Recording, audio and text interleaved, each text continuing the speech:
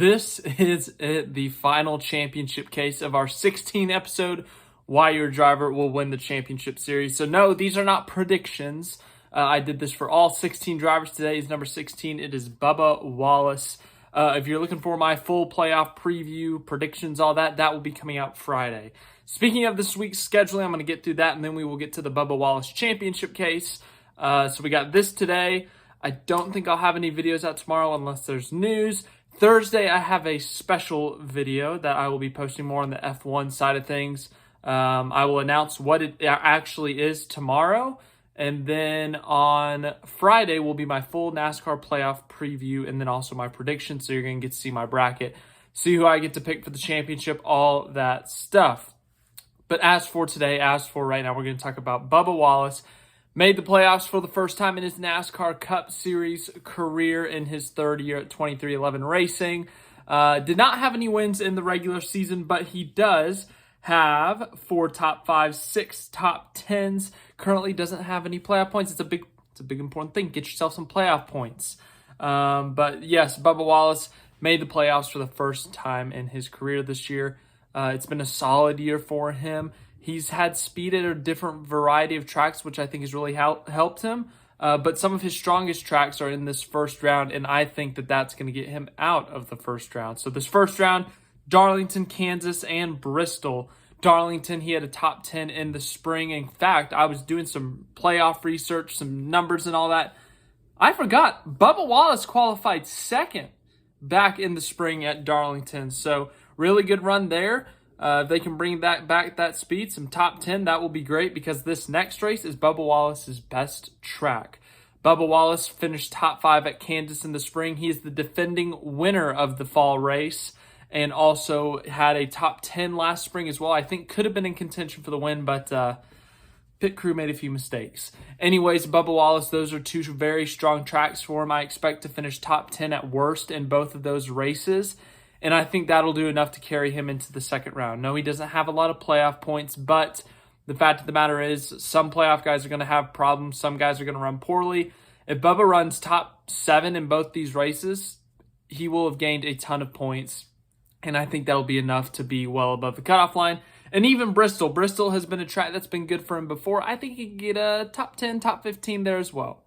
As for this second round, it's a little bit tricky.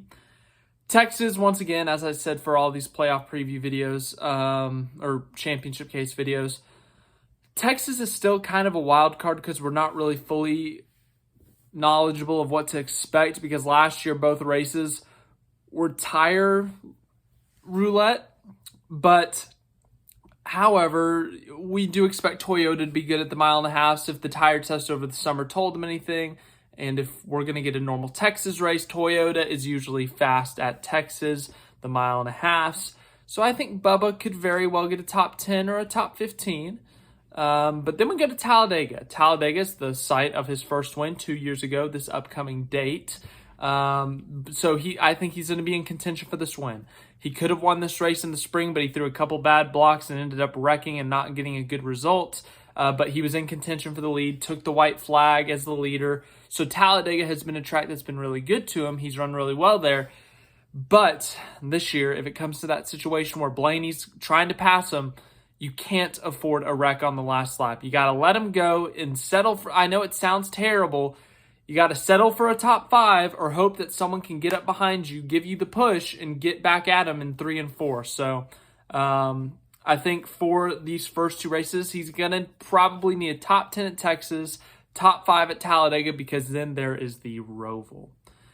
Bubba Wallace used to be one of the worst road course racers in NASCAR. He has improved. He has taken a couple steps forward. Look at Watkins Glen a couple weeks ago. Not in a good point situation, only plus 30. I know that's not a good point situation, or I say that's not a good point situation. It is good, but the fact of the matter was Daniel Suarez was next up in line, and Suarez is a great road course racer. Bubba Wallace is not, so there was a lot of concern for Wallace going into this race, but Bubba Wallace stepped up to the challenge, finished top 10 in both stages and scored stage points and finished 12th in the race, which is like the best road course race he has ever had, and it's not even close. But that's one race. I'm not ready to be confident in Bubba's road racing ability yet. He's got to show me more. He's got to do this more consistently for me to have a little bit more confidence in his road racing ability. I think a top 20 is very possible if they can pull off what they did at Watkins Glen, and it may come down to that because he's in a tight point situation. He's going to be in a not fun position, but if he can run top 10 at Texas, top 5 at Talladega, top 20, top 15 at the Roval with a couple of stage points, I think he can get into the round of 8. It's going to be extremely close, but he can get to the round of 8. As for this round of 8, I think it's going to take a win. He's going to be in a bad points position. There's going to be Truex, Byron, Hamlin, Larson, all these guys who are competing for the win every single week. They're going to have a ton of playoff points at this point. They're going to be running faster, but Bubba is going to have to win, and I think Vegas is the opportunity. Vegas, this race 1 year ago, it was the low point in Bubba Wallace's career. He intentionally wrecked Kyle Larson.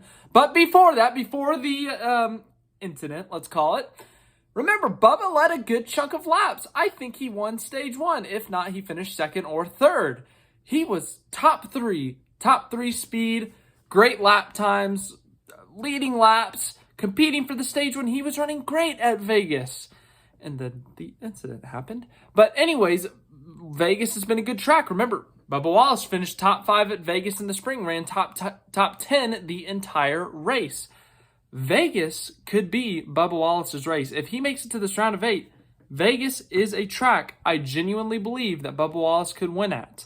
Homestead, of course, last year he did not race in this race, so we don't really have a great result side of things for him because, well, he didn't race in this, and that was the one race here in the next-gen car. So Homestead, if they can bring that 1.5 mile speed, I guess he could have a shot at it, but realistically, I'd say top 10 at best.